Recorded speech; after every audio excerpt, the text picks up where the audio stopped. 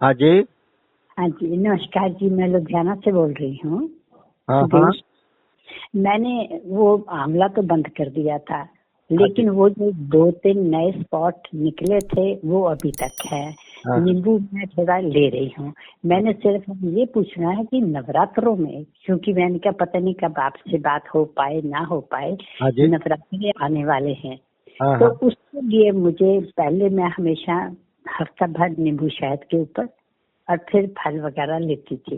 हाँ जी। अब जैसे आपने कहा है कि आप नींबू भी देख लेना कितना सूट करता है कितना नहीं, तो मैं अब आपसे ये सफेद दागों के बारे में पूछना चाहती हूँ कि हर कोई मुझे इसी के बारे में टोकता रहता है, डांटता रहता है कि उसके लिए मैं क्या लूँ। बाकी सब चीज सारी बॉडी A1 हुई है। देखिए, मैं आपको एक बात बताता हूँ।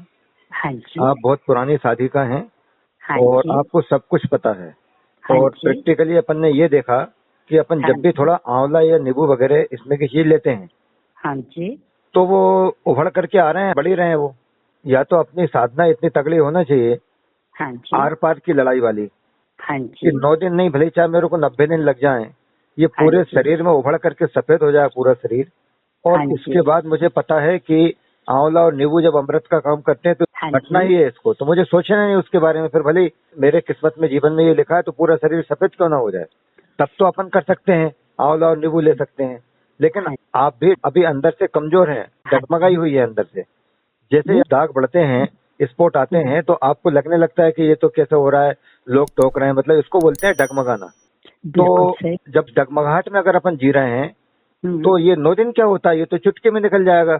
और उसमें हम्म। अगर आपने मान लीजिए आंवला और थोड़ा सा नींबू लिया हम्म। तो वो 4 की जगह 7 स्पॉट दिखने लगेंगे। तो हम्म। उनने कहा देखिए ये हुआ, 9 रुपए में हमने नींबू भी ले लिया या आंवला लिया या एक ही चीज ली और ये हमें फिर से स्पॉट दिखने लग गए। हम्म। समझ रहे हैं आप, नहीं समझ रहे हैं? हम्म। तो इसलिए अगर आप इतना डिटरमिन हैं, हम्म। ईरान की जो फातिमा भी थी ना, जो साक्षात अल्लाह से बात किया करते थे, उनको कुष्ठ रोग और न जाने क्या क्या दुनिया भर के थे, उनको कुछ नजर नहीं आता था, बाकी के लोगों को नजर आता था। तो आपके केस में भी बाकी के लोगों को तो नजर आ रहा है वो, लेकिन अंतर इतना हो रहा है कि आपको भी नजर आ रहा है वो। फातिमा भी को कोई असर नहीं होता था, उनको दुनिया कहती थी तब भी असर नहीं होता था। आप समझ बात नहीं? ईरान की जो फातिमा भी थी, जिनके बारे में कहा जाता है कि वैसी महिला इस संसार में आज तक कोई हुई नहीं, उनके प्रति किसी को ना तो कोई जेलियसी थी ना कुछ था, और वो साक्षात अल्लाह से बातचीत किया करती थी। बहुत पोलाइट थी वो महिला, ऐसा उनके बारे में कहते हैं, मानते हैं।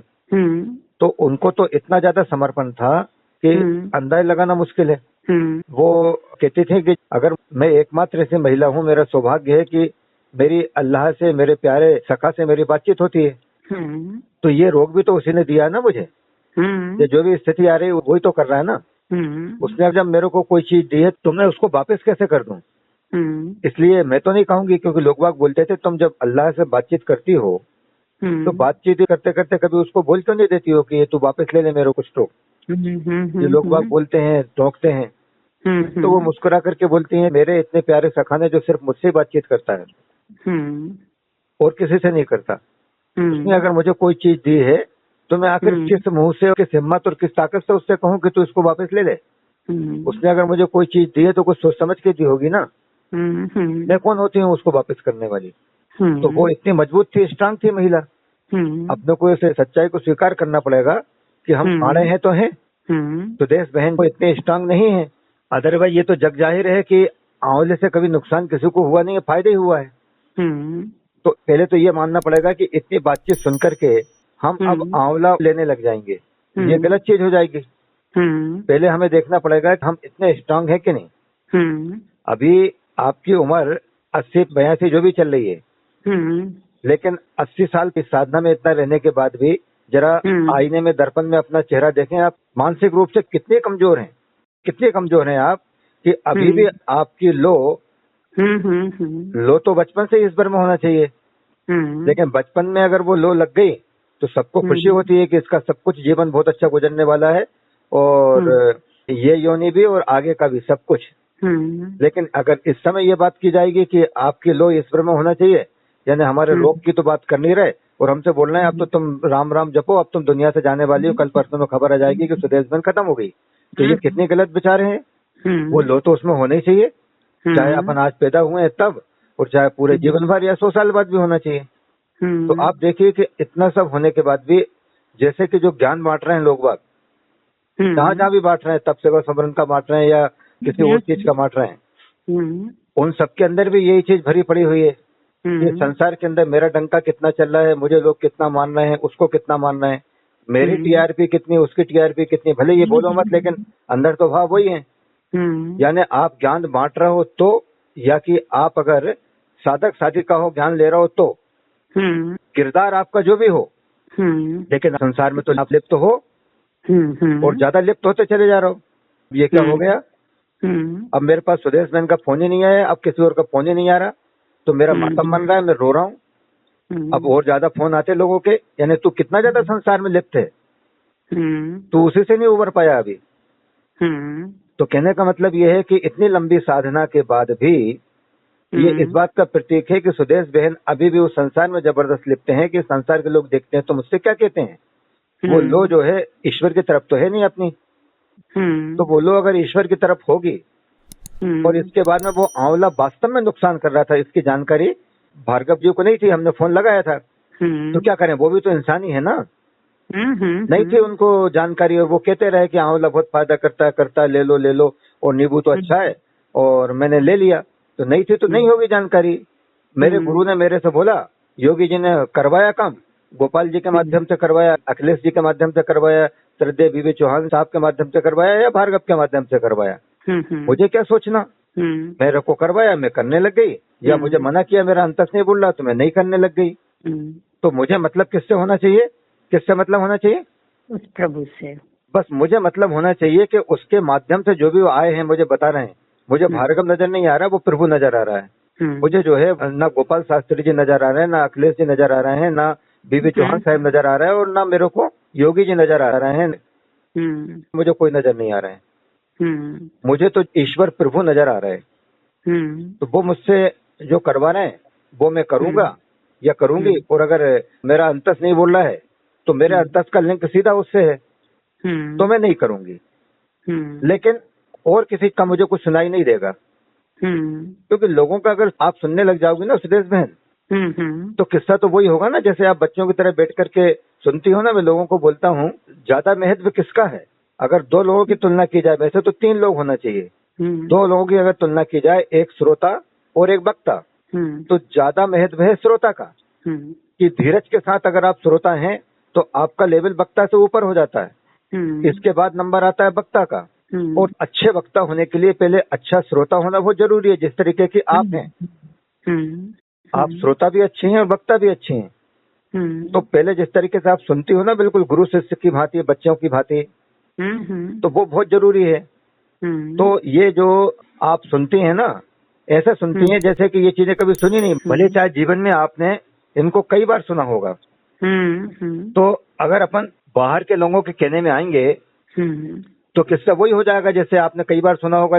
सुनने का कैसा कलयुग आ गया है, गधे के ऊपर बच्चों को बिठा दिया है, बेटा बैठा हुआ है और खुद पैदल चल रहा है। तो उन्होंने कहा चलो ठीक है भाई, मैं बैठ जाता हूँ। उन्होंने कहा कैसा कलयुग आ गया है, ये भी समझ में नहीं आ रहा है, बच्चा पैदल चल रहा है, खुद बैठा हुआ है। तो उन्होंने कहा चलो मैं भी उतर जाता हूँ। कैसे बेवकूफ लोग हैं, गधा होते हुए भी पैदल जा रहे हैं। उन्होंने कहा चलो दोनों बैठ जाते हैं। कितने निर्दयी हैं, बेवकूफ हैं, इतनी भी अक्ल नहीं है। एक गधा और 2 बैठे हुए हैं उसके ऊपर। तो जब तक उतरे तब तक तो वो पुल पे से जा रहे थे, उसने लात मारी तो दोनों के दोनों नदी में धड़ाम से गिर गए। और इसके बाद जो बोलने वाले थे ना, उन्होंने कहा चलो चलो शाम हो रही है, गैया लगाना, फलाना करना, ढिमका करना, सब चले गए। वो बह करके चले गए। समझ में आ रही है ना? बिल्कुल समझ। तो लोगों के कहने में तो ये है कि अगर लोग बाग अगर कहते हैं ना और उनको आपको जवाब देना है, तो उनका जवाब क्या है मालूम है? कि ये सफेद दाग हो रहे हैं। भैया मैंने आंवला और नींबू लिया, तुम आंवला और नींबू बंद कर दो। ले, मैं आंवला और नींबू बंद कर देती हूँ, ये मेरे दाग फिर भी आ रहा है, बता क्या करना है? बता क्या करना है? मतलब इसका मुझे नहीं पता तो साइड में हो, आज के अलावा बोलना मत, मेरे को टोकना मत। तो क्या है, सलाह देने वाले तो लोग देते चले जाते हैं कि चलो चलिए, और चलते हुए तो घूम फिर करके निष्कर्ष ये निकला यदि अगर आपकी कॉन्शियस बोलती है इस आंवला के बारे में भार्गव जी से सुना, इसके पहले मैंने बीबी चौहान साहब को भी सुना है, गोपाल शास्त्री जी को सुना है, अखिलेश जी को सुना है और योगी जी को भी सुना है, आंवला अमृत है, ले लिया करो। और इसके बाद फिर मेरे पिताजी बचपन में छोटी थी, मेरे दादाजी, मेरी माँ भी बोला करती थी। लेकिन मेरा अंतर सपना अलग है, इन लोगों का सबका अलग था। अगर मुझे लगता है, मेरा अंतर बोलता है कि हाँ ये ठीक चीज है, तब तो मैं चालू करूंगी इसी नवदुर्गे से लेना, और फिर मैं लेती रहूंगी उसको, क्योंकि सिर्फ सफेद दाग ही तो मेरे को हो रहा है ना, और तो कुछ नहीं हो रहा है। यानी ये निकालने की प्रक्रिया कर रहा है, उसको जड़ में जहाँ भी डर्मल रीजन के अंदर जो बीज हैं उनकी सफाई का काम कर रहा है ये, धीरे धीरे करके, झाड़ू बुहारी पोंछा लगा लगा करके। बाकी मुझे और कोई दिक्कत तो हो नहीं रही है। तो जब पूरा काम हो गया तो इसको भी मैं हो जाने दूंगी। यहाँ पर आपको ये देखना पड़ेगा कि हमारे कहने में आकर के कर रही हो, प्रेरणा से आप कर रही हो, या जबरदस्ती पूर्वक कर रही हो, या खुद अपने उससे कर रही हो। लेकिन जब आप डिटरमिन हो जाओ, कर पाओ, और मान लो आप नहीं कर पाती उसका निर्णय कि मैं अपने अंतर से कर पा रही हूँ या आपके कहने से या प्रभाव में आकर के कर रही हूँ, अगर निर्णय नहीं कर पा रही हो तो छोड़ दो, मत लेना, दोनों चीजें, है ना। और अगर इसका निर्णय जिस दिन भी कर लो आप, चाहे वो जीवन का आखिरी दिन हो, आखिरी घंटा हो, या 10 साल पहले करो, तो फिर करने लग जाना। आप समझ गए नहीं समझे? यहाँ देखिए, कभी कभी गड़बड़ी क्या होती है कि आप मेरे अंदर योगी जी को देखती हैं और आप ईश्वर को भी देखती हैं, वो एक अलग बात हो गई। हर एक रचना में ईश्वर के दर्शन अपने को करना चाहिए, वो एक अलग बात हो गई। लेकिन सच्चाई ये है कि मैं भी एक साधारण सा मनुष्य हूँ, व्यक्ति हूँ। कैसे सिद्ध करता हूँ मैं कि दरभंगा मेडिकल कॉलेज के अंदर डॉक्टर गोपीनाथ दुबे हैं, कॉलोनी की क्लिप मैंने सारी सुनी है। एंकिलोजिंग स्पॉन्डिलाइटिस की प्रॉब्लम और क्या क्या थी उनको, और उन्होंने मुझे फोन लगाया कि मुझे बहुत तकलीफ हो रही है और मेरे को अब फिशर की प्रॉब्लम चालू हो गई है। किस चीज की? फिशर। अच्छा, फिशर, समझ हाँ। तो मैंने उनको बताया कि ऐसे ऐसे आप जो भी चेंजेस करिए, तो उनको वो प्रॉब्लम भी ठीक हो गई। उन्होंने मुझे बताया कि देखिए, पहले तो मेरा खान पान गड़बड़ था, जिसकी वजह से मुझे एंकिलोजिंग स्पॉन्डिलाइटिस और दुनिया भर की प्रॉब्लम हुई। लेकिन मैंने जब 19 दिन का रसाहार किया, और अभी भी मैं गत 7 दिन से रसाहार पर ही हूँ, अब तो मेरा खान पान ठीक है। तो मुझे आखिरकार ये बुखार क्यों चालू हुआ और मेरे घुटने के अंदर भारीपन चालू हो गया बुरी तरीके से, वही जो 1.5-2 वर्ष पहले जब जब भी मेरे हुआ, इसके बाद फिर मेरे घुटनों में पानी भरा जाता था। भयंकर सीवियर एंकिलोजिंग की जो प्रॉब्लम है वो मेरी फिर से चालू हो गई। तो मैंने आपने जो रसाहार बताया है उससे मेरी स्टिफनेस तो कमर की ठीक हुई है, लेकिन ये प्रॉब्लम मेरी फिर से चालू हो गई। भोजन सही होने के बाद अब ऐसा क्यों? समझ में आ रही बात? नहीं आ रही? और मैं क्या कहे जा रहा हूँ सुदेश बहन से कि आप जो है आंवला लीजिए, आप नींबू लीजिए, क्योंकि मुझे जितना ज्ञान था मैं उतना बोले जा रहा हूँ। तो मैंने उनको बताया कि आप ऐसा करिए, संतरा कम करिए, आप ठंडा होता है। मैंने शीत की जितनी चीजें होती है उनको मैंने बताई कि आप इनको कम करो। लेकिन बाद में जब मैंने उनसे पूछा कि अब आपकी स्थिति कैसी है इधर से फोन लगा करके, तो उन्होंने बोला सर और कोई साधक हैं जिनको एंकिलोजिंग स्पॉन्डिलाइटिस थी, उनसे भी मैंने बातचीत की, मैंने रिसर्च पेपरों का अध्ययन किया, सब कुछ देखा, तो पता चला कि इसके अंदर जो शुगर होती है कार्बोज वाली, जैसे गन्ने का रस है, या कि जिसके अंदर भी अपने को ग्लूकोज मिलता है, फ्रक्टोज की बात नहीं हो रही है, या फिर मेनली स्टार्च जिसमें होता है, उसमें की चीजें अगर कुछ भी हम सेवन करते हैं तो वो बहुत तेजी से ट्रिगर करके घुटनों के और एंकिलोजिंग के दर्द को बढ़ाते हैं। और उन्होंने कोई मेडिकल टर्म यूज किया जो मेरे ध्यान से उतर रहा है कि उसका प्रभाव अगर हट जावे तो फिर ये एंकिलोजिंग हट जाती है, फिर आप सब कुछ खा पी सकते हैं। तो उसके लिए 6 महीने का समय लगता है। और वो साधक जिसका उन्होंने बोला, उसने 6 महीने तक सिर्फ किन्नू का जूस पिया, संतरे के जैसे किन्नू जो होता है। तो आपने जिस संतरे और किन्नू का मेरे को मना किया था कि आप मत लेना, कम से कम लेना, मैंने उसको पीना चालू कर दिया है। और मैं जम करके संतरे और किन्नू का रस पी रहा हूँ। मेरा घुटने का वो दर्द ठीक हो गया है सर, और मेरा फीवर भी ठीक हो गया है। आप समझ गई ना? तो मैं वो चीज अक्षरता दे रहा हूँ उसमें, हालांकि मैं चाहता तो एडिट करके उसको हटा देता, लेकिन मैं पूरा अक्षरता लोगों को दे रहा हूँ ताकि लोगों को पता चल पाए कि भाई जिसकी हम अभी तक दुहाई दिया करते थे कि संतरा और किन्नू खा सकते हो, बहुत अच्छा होता है, लेकिन शीत कारक होता है, अभी मत लो आप एंकिलोजिंग में। पर अब पता चल गया है कि एंक्लोजिंग वाला अगर संतरा और किन्नू खाता है तो उसका जो भी कोई एक मेडिकल टर्म है वो चीज अगर हट जाती है, 6 महीने लगता है, तो वो उससे निजात पा जाता है। तो मैं उसको एज इट इज दे रहा हूँ, क्योंकि अपना फर्ज तो ये है ना सुदेश बहन, लोगों को सही चीज आनी चाहिए ना, संदेश। तो ये मैंने आपको पूरी बात बताई, आप समझ गए ना। अब आपने तो मुझे जो लगाया है ये तो सब बहाना है, मैं आपको बताऊं, मैं जानता हूँ आपको तो जो है सत्संग में आनंद आता है और मुझे भी आता है, इसके लिए आपने लगाया। आपको क्या लेना देना उस सफेद स्पोर्ट से और उस नींबू से, मैं भी जानता हूँ। सही बात है ना? बिल्कुल सही है। सुनिए, एक चीज और साथ ही साथ बता दूं ताकि ये मेरी जो बातचीत है पूरी हो जावे, कि अगर मैंने अपना बोला तो लोग बाग ये जान गए कि भार्गव जी वाह कितने ज्ञानी हैं, और वास्तव में मैं अगर ऐसा नहीं था, वो ज्ञान मुझे अगर कहीं और से मिला था और मैंने उसका नाम नहीं लिया क्योंकि मेरे खाते में वो चीज डलना चाहिए, तो समझ लीजिए महापाप हो गया और फुल स्टॉप लग गया। भोपाल के पास होशंगाबाद के आगे एक पिपरिया करके जगह है, पचमढ़ी के पास, वहां मैं सर्विस करता था।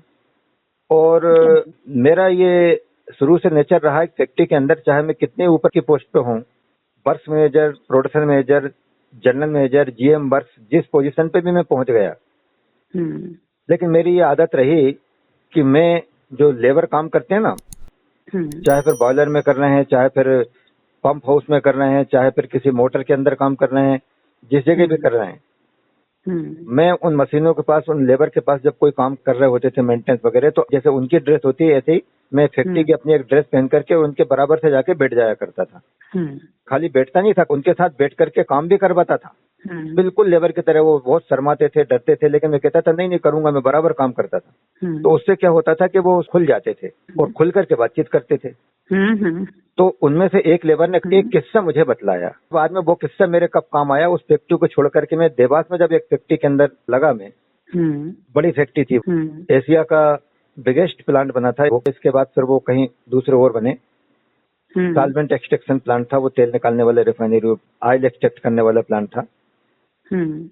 तो क्या होता है कि मैं जब लंच में खाना खाने के लिए घर पे आया, तो स्टार्टिंग में जब काम होता है तो वो लेबर जो काम करते हैं ना, तो एक छोटा सा शेड टाइप का बनाने के लिए एक स्क्रू की तरह बर्मा तरीके का होता है, 1 फीट का डायमीटर होता है, उसको वो गोल गोल घुमाते हैं और वो जमीन के अंदर होता चला जाता है, मिट्टी निकलती है, तो 8-10 फीट तक वो अंदर चला जाता है, 8-10 फीट, और फिर उसमें खंबे खड़े करके बना लेते हैं। तो जब मैं लंच से आया तो सब लोग खड़े थे और रो पीट रहे थे। क्या हुआ कि मजदूरों का बच्चा उसके अंदर गिर गया। अब उसको निकाल नहीं पा रहे थे वो गड्ढे में से, क्योंकि जरा सा गड्ढा था, उसके साइज की था, वो बच्चे के साइज का। तो सब परेशान हो रहे थे, क्या करें क्या नहीं करें। तो मैंने उनको जो बात बताई, इस समय मूल बात क्या चल रही है बताइए आप। भगवान की, भगवान कैसे मदद करेगा। नहीं, बात ये नहीं चल रही है, बात ये चल रही है कि भटक करके, और मैं बाद में लोगों को ये नहीं बताऊंगा कि वो जिस युक्ति से वो बच करके आए, वो भार्गव की युक्ति नहीं थी, किसी और की थी। मैं उस चीज को अगर दबा के रख लेता हूँ, छिपा लेता हूँ, वो बच जाएगा, उसको छोड़िए, वो तो बच ही जाएगा बच्चा। लेकिन बात ये चल रही है कि उसमें आपने पाप किया कि नहीं किया। अगर आपने किसी और की युक्ति थी, वो अगर आपने कह दी अपने मुंह से लोगों को, तब तो वो पुण्य हो गया। और अगर आपने अपने खाते में डलवा लिया झूठ, आपको क्या पता था कौन आप कहाँ से सुन करके पिपरिया की फैक्ट्री में सुन के आया था मैं उस लेबर के साथ, उसने बतलाया था मेरे को, वो मैंने उसका नाम अगर नहीं लिया, और लोग कहने लग गए कि बड़े दिमाग वाले हैं जी, भार्गव जी बहुत अच्छा बताते हैं, बहुत अच्छा काम करते हैं, तो महापाप हो गया वो। हो गया। तो फैक्ट्री के अंदर पिपरिया में उस लेबर ने मेरे को जो बात बताई थी वो मेरे ध्यान आ गई। तो मैंने कहा सुनो, तो बोले नहीं इसमें खोदेंगे तो ये होगा। मैंने कहा वो सब काम आपने कर लिया ना, अब मैं जो बोल रहा हूँ उसको सुनो। उस बच्चे का एक भाई था 8-10 साल का, खूब रो रहा था वो, मेरा भैया मेरा भैया मेरा भैया। मैंने कहा ये कमजोर नस है, इसको पकड़ लो, बच्चा बच जाएगा। मैंने कहा बेटा मैं जैसा बोलूं वैसा तुम करोगे, तुम्हारा भाई बच जाएगा। तो बोले कि बताइए क्या करना है। मैंने कहा देखो ये बर्मा जो इन्होंने किया है, अंदर होल किया है, ये जिस साइज का है उसमें तुम्हें अब लटका करके डालेंगे तो तुम आराम से चले जाओगे। तो वो हाँफता जा रहा, रोता जा रहा, हाँ। मैंने कहा हम मजबूती से तुम्हारे पैरों को बांधेंगे और तुम्हें हम उल्टा लटकाएंगे, तो तुम्हारे हाथ नीचे रहेंगे, तुम बच्चों को पकड़ लेना अच्छे से। और दोनों को खींच के ऊपर ले आएंगे। तो बोले ठीक है। उसको बांध करके डाला, उसने पकड़ा और बच्चा वापस आ गया। और फिर मैंने लोगों को बताया, सब लोग जब मेरी दुहाई देने लग गए ना कि भैया ये मेरी चीज नहीं है, मैं पिपरिया के उस फैक्ट्री में लेबर के साथ बैठ करके काम करवाता था, तो किसी एक लेबर ने मेरे से ये बात बताई थी। तो इसलिए अगर गोपीनाथ जी ने मुझे ये बात बताई है, डॉक्टर गोपीनाथ दुबे ने, दरभंगा मेडिकल कॉलेज के, तो मुझे लोगों को बताना चाहिए कि उन्होंने बताई है। कहने का आशा ये कि जब कभी अगर आपको कहीं से मालूम पड़ जावे कि वाकई आंवले में और नींबू में प्रॉब्लम होती है, इससे श्वेत रोग, कुष्ठ रोग ठीक नहीं होता बल्कि बढ़ने लग जाता है, तब अपन नहीं करेंगे। लेकिन योगी जी से लेकर के भार्गव जी तक अभी तो अपन एक ही बात को लेकर के चल रहे हैं कि अपने स्वयं के शरीर पर प्रयोग करके देखो, और अगर रिजल्ट पॉजिटिव आ रहे हैं तो उसको एक्सेप्ट करो, अपनाओ, अदरवाइज छोड़ दो। अभी तो अपन इसी सिद्धांत पे चल रहे हैं ना। तो अपने को यही करना पड़ेगा। इसमें 2-3 बातें आई, स्वयं पे प्रयोग कर ही रहे हैं, और अंतस हमारा क्या कहता है, गुरुजन लोग तो ये बोलते आए हैं। और तीसरी बात ये आई कि अगर मेरी इतनी विल पावर स्ट्रांग है, मैं इसको करती चली जाऊं तो मैं इसको करूंगी, और अगर नहीं है तो नहीं करूंगी मैं। ठीक है ना। अब आप बोलें, क्या बोल रही हैं? हाँ, मैंने ये कहा कि जैसे आपने उनकी डॉक्टर साहब की बात कही कि ये चीज स्टार्च वाली खाने से ये प्रॉब्लम बढ़ी। हाँ। एक बात। दूसरी, जैसे उस लड़के को बचाने के लिए दूसरे लड़के को ऐसे कहा जो आपने कुछ साल पहले उस आपका वर्कर था उससे सीख के उसको बाहर निकाला। हाँ जी। इसी तरीके से क्योंकि मुझे सब डांटते हैं, बोलते हैं कुछ है, मैं सबको ये कहती हूँ, मैं भगवान तेरा इतना धन्यवाद करती हूँ कि अगर मुझे आज तक कभी कोई कष्ट जीवन में आया ही नहीं, मैं जानती ही नहीं कि तकलीफ होती क्या है, कोई बीमारी होती क्या है। मैं कम से कम, मैं भगवान तेरी इतनी शुक्रगुजार हूँ, कम से कम मुझे तकलीफ आई। और दूसरे लोग जब टॉर्चर करते हैं तो कम से कम जिनको और टॉर्चर किया जाता है उनकी तकलीफ तो मैं महसूस कर सकती हूँ। मेरे मन में सिर्फ ये आता है एक बात। दूसरी बात ये आती है कि जैसे आपने वो दोनों एग्जाम्पल दिए, तो अब मेरे मन में है कि ऐसे ही कोई हो, क्योंकि मैं तो जो सुनी सुनाई बात थी, जैसे योगी जी ने सबने कहा वैसे ही लोगों को करती रही, यहाँ तक कि गॉलब्लैडर के स्टोन, ये वो चीजें सब ठीक हो गई, उसमें मैंने कुछ नहीं किया। उन्होंने जो बताया था, हेलो, हाँ सुन रहा हूँ। हाँ, उन्होंने जो बताया था उसी मुताबिक वो जो थ्योरी थी, मैंने थ्योरी अप्लाई कर दी, जिसमें 90% ये जो थ्योरी है वो सब डॉक्टरों के ऊपर ही मैंने अप्लाई की, किसी और के ऊपर कम की है। घर में कोई मानता नहीं। अभी सुबह सुबह मैंने अपने बेटे को बोला कि भी बेटे 1 किलो आंवले ले आना। हाँ जी। तो कि मम्मी अभी आप बाज नहीं आओगे, क्या कुछ करना है आपको। तो मैं अपसेट हो गई, इसलिए नहीं कि उसने कहा, इसलिए यही कि शायद आपके सत्संग से जैसे 2 जगह पे मुझे 2 क्लिक मिले कि भी अगर किस तरीके से कि अगर मैं इसको करूँ, सब कुछ मेरे को जो जितनी शक्ति है मैं सब कुछ करने को तैयार होती हूँ। लेकिन ये है कि अगर मैं अपने आप कितनी देर में कैसे ठीक होती हूँ, तो मेरे को देख के लोगों को इंस्पिरेशन मिलेगी, क्योंकि लोग इतने हैं, लोग आते हैं, सुनते हैं, किताबें बांटती हूँ, सब कुछ करती हूँ, लेकिन असर किसी के ऊपर नहीं होता, टेम्परेरी होता है, जितनी देर तकलीफ होती है। तो मेरा मन ये है कि ये तो अब मैं प्रैक्टिकल हूँ, मैं तो आस पड़ोस में इस बीमारी से ग्रसित लोगों को इतना देखती हूँ, तो वो कहते हैं अरे ये तो इतना सारी उम्र करती गई है, इसको हो गया, इसका ठीक नहीं हुआ तो हमारा क्या होगा। लोग ऐसे जो है ना कोरिलेट करके कहते हैं, मुझे उसके लिए मुझे अपनी कोई चिंता नहीं है, मुझे कोई फर्क नहीं पड़ता, उंगली भी है तो आगे से इम्प्रूवमेंट है, धीरे धीरे हो रही है, वो नींबू पानी ग्रीन सब कुछ वही ले रही हूँ। तो मैंने तो बीच में 2 महीने जो है अनाज भी छोड़ दिया था, मुझे उसमें कोई दिक्कत नहीं है। लेकिन सिर्फ जैसे मैंने आपको कहा ना कि मुझे मॉरल सपोर्ट चाहिए, वो मैं आपकी मॉरल सपोर्ट चाहती हूँ। नहीं नहीं, वो तो ठीक है, वो आपको मैं देता भी हूँ और निश्चित रूप से आपको मिलता होगा, इसमें कोई दो राय नहीं है। लेकिन अगर नाम मिलती होती तो सुबह सुबह उठ के मैं क्यों करती। दिन में कई बार जब बड़े परेशान हुई तो मैं क्या आपका नहीं मिला, मैं अपने मुंह के ऊपर चपेड़ मारी कि भगवान जी आपने तो इतनी अकल समझाई है, मुंह के चपेड़ मारी कि तुम्हें अकल नहीं है कि वो तो इसी वक्त काम में लगे हुए होंगे और तुम फोन करके उनको डिस्टर्ब कर रही है। सुबह का टाइम भगवान का टाइम होता है। मैं आपको एक बात बताऊं बहन, मैं सुबह जैसे उठता हूँ ना, कल तो मैं 3 बजे उठ जाया था। 3 बजे तो लोग रात ही बोलते हैं, हालांकि पहले तो यही था, मैं 2:30-3 बजे शुरू से उठता रहा बचपन से। लेकिन बीच में अभी पिछले 5-7-8 साल से मेरा नियम टूट गया था कि नहीं, जब तक भी जितना अपना नींद होती है करो।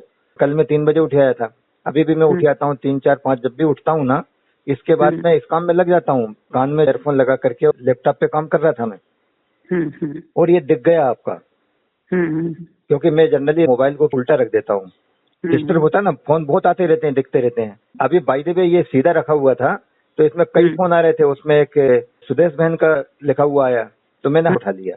अब मैं मूल बात पे आऊँ, आपकी जो मेन चीज है वो ये है कि मोटिवेशन तो मिलता है, वो सब चीज सही है, लेकिन आपके साथ मिस्टेक क्या हो रही है उसको समझना होगा आपको 80 साल की उम्र में भी, क्योंकि अभी भी आप इस बात में लगी हुई हैं, जो बेवकूफ सठ जड़ ये सोच करके आपके पास जा रहा है कि ये खुद को ठीक नहीं कर पा रही है, इसके पास मैं क्या जाऊं, उसके साथ आप सिर मार रही हैं, उसके बारे में आप सोच रही हैं, ये गलत चीज है। अच्छी बात नहीं है कि उसके बारे में आप सोच रहे हैं, बेचारा इनोसेंट है वो, मेरे हिसाब से एक गलत चीज है। उस बेवकूफ को क्या मालूम कि जरा सा अटका जो श्वेत रोग वाला है, ये अगर आंवले की वजह से हो भी रहा है, लेकिन इस आंवले ने या मेरी जो भोजनचर्या है उसने कितने सारे रोग मेरे और हजारों लाखों लोगों के ठीक किए हैं। सिरोधारी करके जाना चाहिए था। वो अगर ऐसा कह के जाता है तो निश्चित रूप से पिज्जा बर्गर खाने वाला आदमी है, वो उल्टे सुल्टे खाने वाला आदमी है। उसके बारे में क्या सोच रहे हैं हम? ऐसे लोगों की ना तो हम बड़ाई करेंगे ना बुराई करेंगे।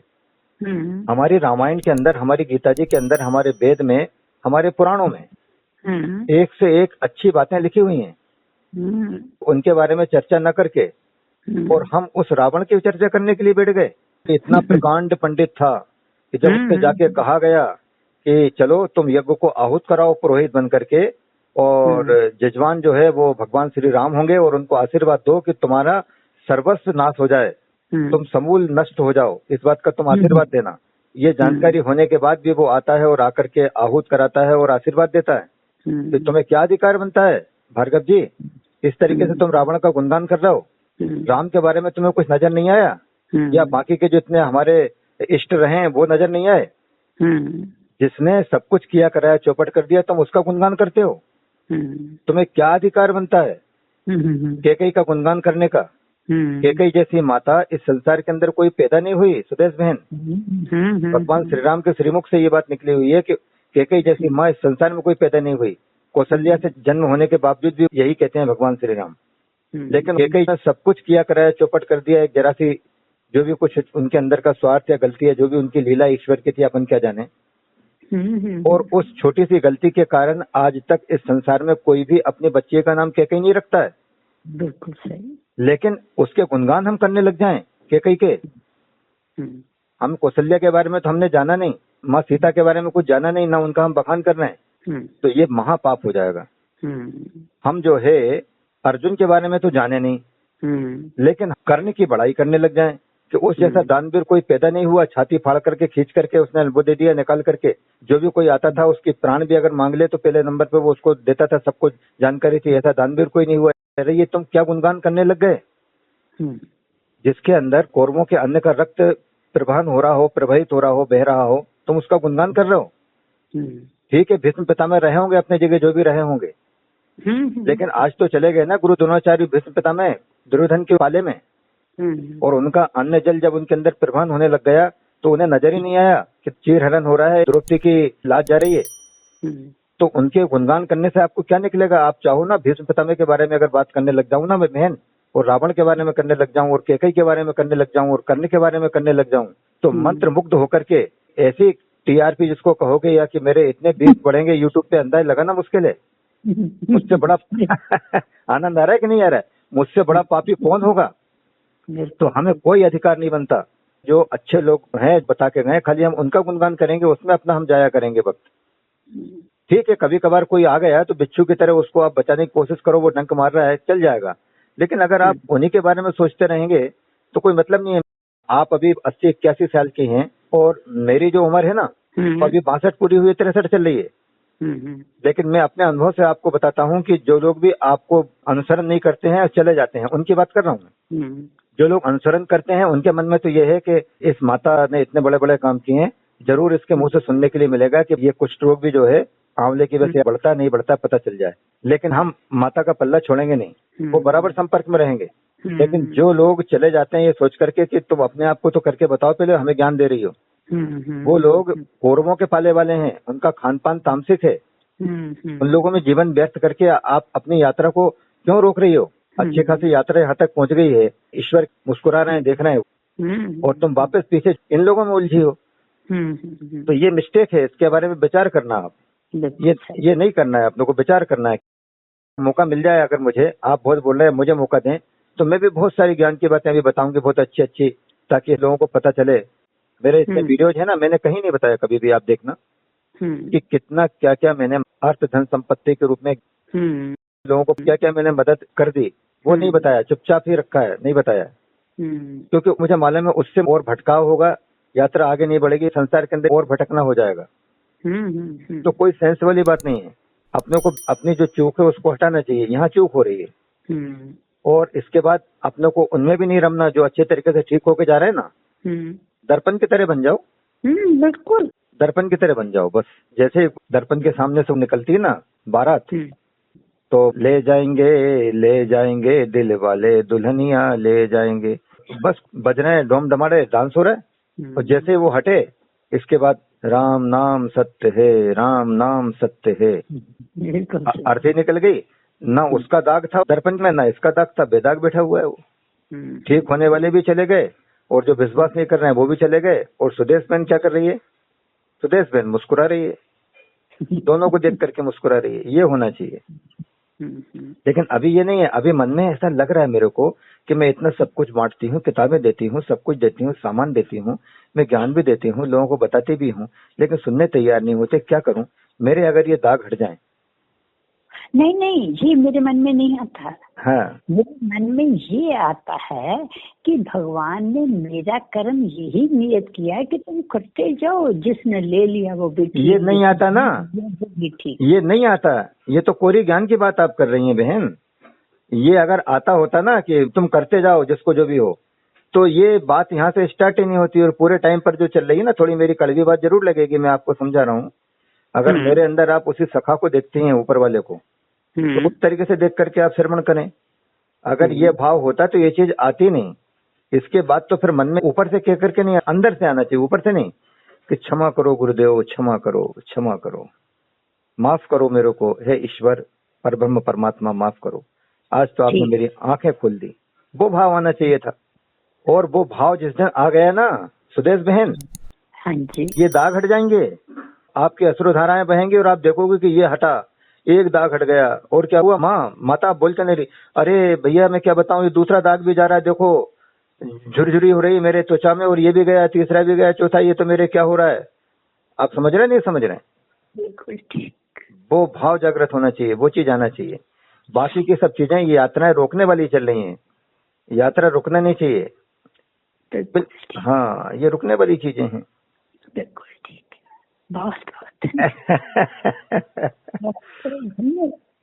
मन आत्म विभोर हो गया। हाँ, तो वो उससे वो अंदर का काम हो रहा है ना।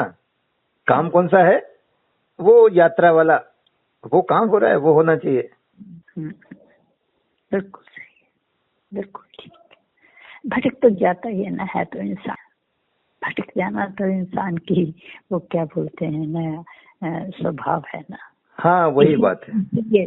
इसीलिए मॉरल सपोर्ट चाहिए, इसीलिए ही चाहिए होती है। आप एक काम और करें बहन, आगे से आप अगर हमसे बात करते हैं तो कोई आप तो अपना या तो स्थान चेंज करें वहां से, या मोबाइल चेंज करें, या क्या करें, कुछ ना कुछ आप चेंज करिए। उसमें भले 5, 10, 20, 50 हजार रुपए लग भी जाए अगर, क्योंकि ये वार्ताएं जब लोगों के पास जाती है ना, हाँ जी, तो वो धीरे धीरे आपकी आवाज इतनी पतली आती है, लोगों को सुनाई नहीं देती है, तो मतलब नहीं निकलता है। बिल्कुल हाँ, ठीक।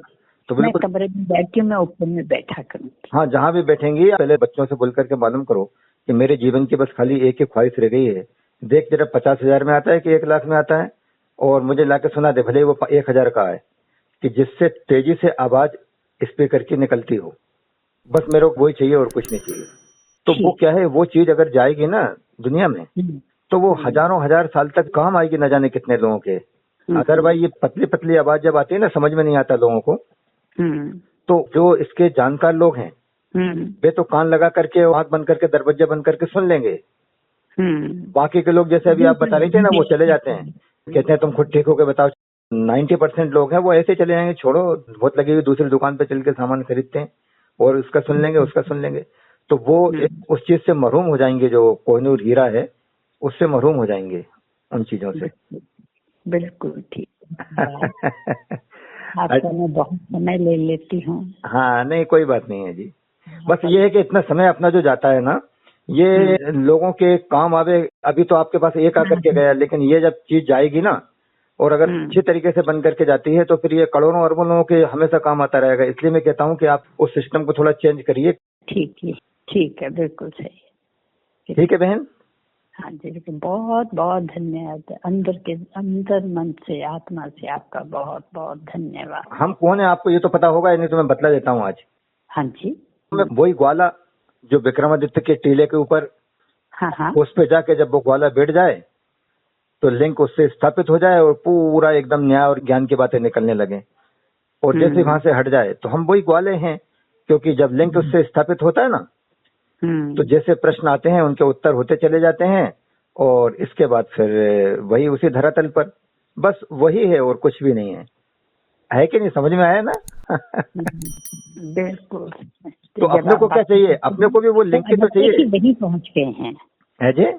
जब आपसे बात होती है तो लगता है कि वही पहुंच गए हैं। हाँ, वो मतलब बस अपने को, मेरे को वही चाहिए ईश्वर, चाहे ये बैठ जाए या इनके बाद में मुझे कोई दूसरा बच्चा बैठ जाए या गांव का बैठ जाए, कोई भी बैठ जाए, बस उस टीले पे बैठ करके और तेरे से लिंक स्थापित हो जाया करे। तो ये मैंने क्या बात बताई मालूम है आपको? वो आसक्ति से हटने वाली चीज है। तो मुझे तुझमें भी नहीं रमना। मैं अभी योगी में रमी हुई थी, योगी जी में, तो वो परेशानी का कारण बना हुआ था।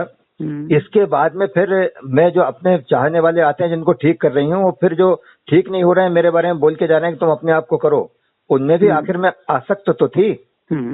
और अब धीरे धीरे करके मुझे एक इतना अच्छा ठिया मिल गया इस ग्वाले का।